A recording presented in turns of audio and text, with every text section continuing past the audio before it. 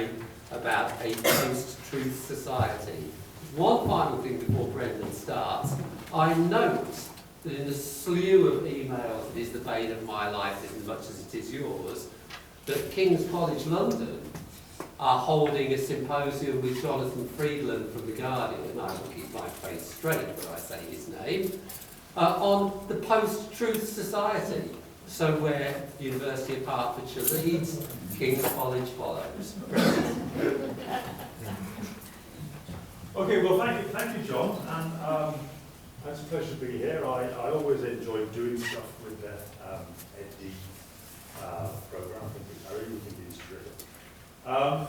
So yes, post-truth. This will be something of a ramble because there's the brief as John gave it to me, and then there's the thing I actually want to say. We have to make a bit of a journey, and there's a kind of rickety rope bridge, which I will point out when we get on it. So, post-truth society, there's also, I'm not actually going to say a great deal about educational research directly. I'm going to say things which might be helpful in the end to people who are trying to do educational research. That's the ambition. So yes, there he is, the icon of the age. An expert view. Well, I mean, it's always to be hoped that a dig at Michael Gove might go down well when talking to the education department. I know we've had other education secretaries since, but he sticks in the memory. But this is quite important because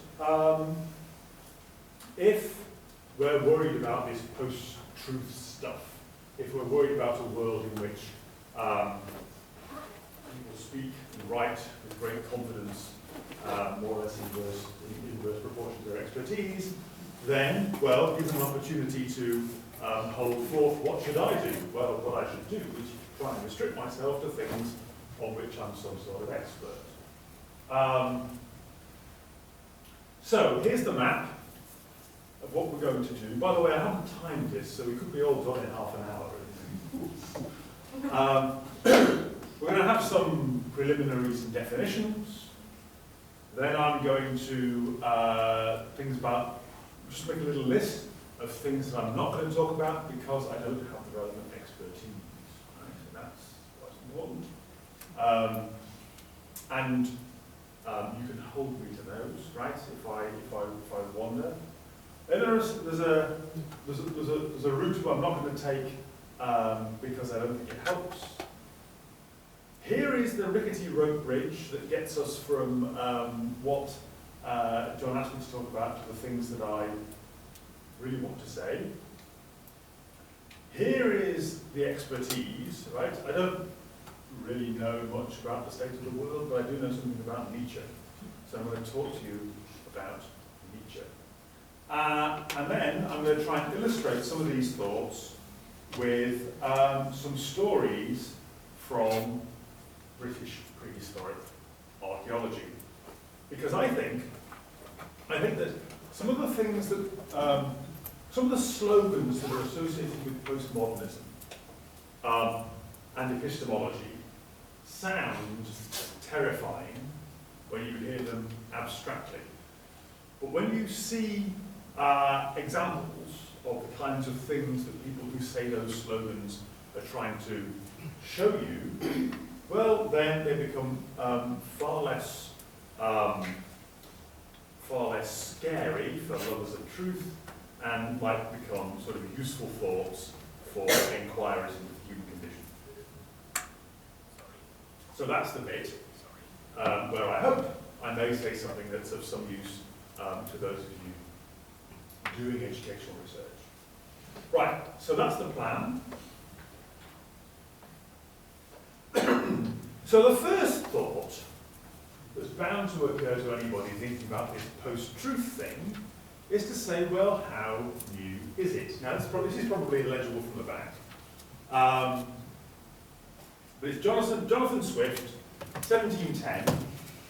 And he says, the superiority of his genius consists in nothing else but an inexhaustible fund of political lies, which he plentifully distributes every minute he speaks, and by an unparalleled generosity forgets, and consequently contradicts the next half hour.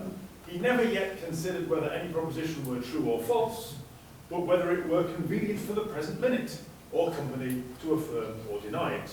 The only remedy is to suppose that you have heard some inarticulate sounds without any meaning. Or, so there we are in 1710, right? So there's definitely a bit of 'twas ever thus that has to come along with this post-truthing. And historians of print will tell you that no sooner had the printing press been invented than Europe was awash with ratty books, intemperate pamphlets, and fake news. One of my favourite examples is Fox's Book of English Martyrs. Right, so a propagandistic record of the cruel tortures visited upon Protestants by the Catholic powers, with illustrations. When the Catholics came to make their record of the cruel tortures visited upon them by the Protestant powers, rather than pay the great expense of making new illustrations, they just nicked them from Fox, because after all they were the same tortures. Right? So, and and here's another one. The Truth. Here we are back in the, when was that? 89. April the 19th, 1989, The Truth said the same. So I was going to use the Zinoviev letter, and here's a bit of fake news for you. I was going to use the Zinoviev letter because I was taught, doing my GCSE O-level history, that the Zinoviev letter was published in the Daily Mail, and this had this may have turned the election against the Labour Party. Well, I looked it up. It was published in the Daily Mail on page 9, right? So something interesting has happened, that something that was published on page 9 of the Daily Mail has become a sort of salient element of the canonical recounting of that general election, right? So it's not just the newspapers. You'll see this T-shirt. Don't trust corporate media. I've had this T-shirt for years. I rarely wear it because it's banal, right? Who needs to be told this? Actually, what I want, this is so banal now.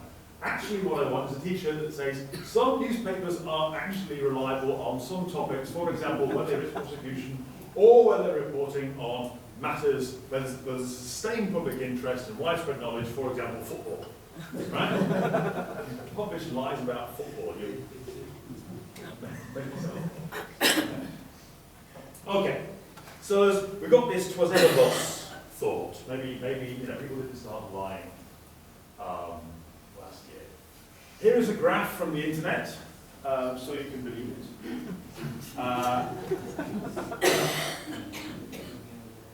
It's oxforddictionaries.com, so it has some.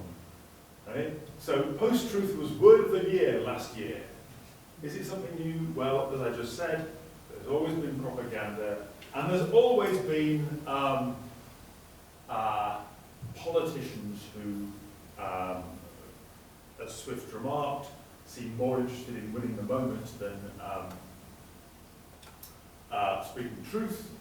And it goes back to Plato, right? In Plato, the distinction between a philosopher and a sophist is that the philosopher is aiming for truth, whereas the sophist is aiming for victory in the moment. Now fact-checking seems to have stopped working. Right? This is the thing that seems to make people feel there's something new going on. We have their president. It's the brazenness of it. Right. He seemed to win the primary debates in the same way as the kid in school who says, "Yeah, well, you smell," right? Well, no, I don't. It's not very nice of you to say so. And anyway, that's irrelevant to what we were arguing about, right? But triple effect of being offensive, false, and irrelevant, including that discombobulation. Now, I don't know why all this has happened, because I'm not an expert. These are things that I'm not an expert on, but on which I nevertheless have opinions, right? So there seems to be a great swell of resentment. The way the high-ups have been running things seems to have alienated great swathes of the population. I don't know why that is. I have no expertise on why that is. Social media here, we know about echo chambers. So here is Palestinians supporting Twitter. Here is Israel supporting Twitter. Dense connections, and where there are links, these are probably trolling expeditions. There might be the odd person who deliberately subscribes to the feeds of people they disagree with in order to keep themselves honest, but very few. Mostly, this is what the internet looks like. Now again, I have no expertise on this, and again, this is something new people have always sat in pubs saying, well, you know, you and me, Dave, we know if they just listen to us. The difference now, of course, is that where you used to sit in the pub agreeing with people who agree with you, Cambridge Analytica couldn't capture that and use it to their advantage. Media studies. I mean, here's Noam Chomsky. 1987, whatever it was he was reading. He's been saying since the 80s that the media is essentially a machine for the manufacturing of consent. Now, now everybody believes that, right? More or less. The social sciences, psychology, I mean, there are some interesting psychological results that tell you that reason, facts, and argument don't change minds. Actually, what they do is entrench people in their convictions, right? So if somebody believes something, and you come along with a refutation, the psychological effect is to respond to the challenge with, because it's to do with identity and ego. If you are very comfortable and confident in a privileged position, if you are, for example, a senior academic, you can let one of your opinions go without much bruising to your ego. Easy for me. If a student shows me that I'm wrong about something, I can say, oh yes, you're right, to put on a display of holding my opinions lightly and being rationally influenced by counter-arguments and evidence. Right. Easy for me. If your place in the world is more precarious, and if your sense of self and your sense of well-being, your sense of your amour propre is more fragile, then it's going to be more difficult for you to let go of an opinion that you've committed yourself to in public. So the psychology on this, but I'm not a psychologist, and I'm certainly not in a position to start diagnosing individuals who I only know through their media presence and their tweets. I mean, there are people who feel they're qualified to do that. I'm certainly not one of them. So I'm not going to talk long about these things. Something else I'm not going to talk a lot about is